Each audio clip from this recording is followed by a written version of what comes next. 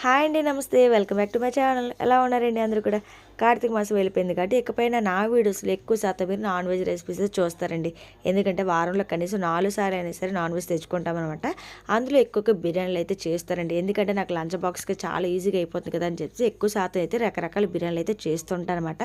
అందులో భాగంగానే ఈరోజు అయితే కైమా బిర్యానీ అయితే చేసి చూపిస్తున్నానండి. మీరైతే ఇష్టంగా ఏ బిర్యానీ తింటారు? చికెన్ బిర్యానీ తింటారా? మటన్ బిర్యానీ తింటారా? ఒకవేళ మటన్ అంటే ఇష్టం లేని వాళ్ళు కూడా ఈ కైమా బిర్యానీ చేశారంటే కనుక చాలా చాలా ఇష్టంగా తినేస్తారండి. అదేనండి మటన్ కైమా బిర్యానీ అనమాట. ఎందుకంటే మీరు మళ్ళీ అడుగుతారు ఇది మటన్ కైమా లేకపోతే చికెన్ కైమా అని చెప్పేసి, అందుకోసం నేనే క్లారిటీ అయితే ఇచ్చేస్తున్నాను. సో ఇదైతే మటన్ కైమా బిర్యానీ అనమాట.